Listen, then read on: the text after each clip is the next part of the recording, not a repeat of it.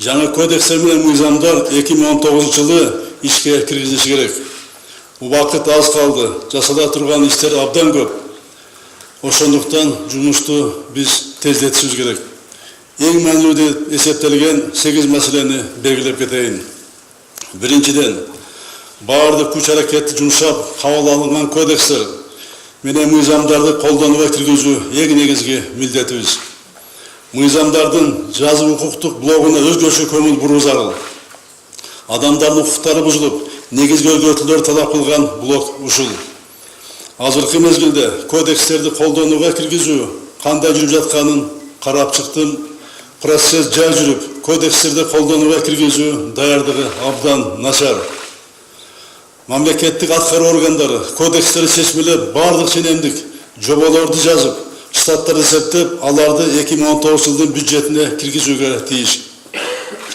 Өзгөчө белгилей турган жагдай, кылмыштардын, жосундардын, укук бузуулардын бирдиктүү реестри түзүлүп, тиешелүү адистер аны колдонгонду үйрөнүшү керек. Башкы прокуратура бул ишти тездетип, бирдиктүү реестрди 2019 жылдын 1-январынан баштап ишке киргизүүсү зарыл. Кодекстерди аткара турган адамдарды масштабтуу түрдө окутуу керек болчу. Буга судьялар, прокурорлор, милиционерлер, адвокаттар, тергөөчүлөр, сот аткаруучулары, жаза аткаруу кызматкерлери жана башкалар кирет. Алар кодекстерди жатка билип, реформанын логикасын бурмалабай, бузбай түшүнүшү зарыл.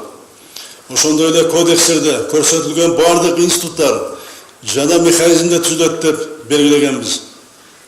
Мисалы, Кыргызстанда мурда болбогон жаңы пробация институту түзүлүп, 2019 жылдын 1-январынан баштап иштей турган тергөөчү судьянын жаңы кызмат орду киргизиши керек.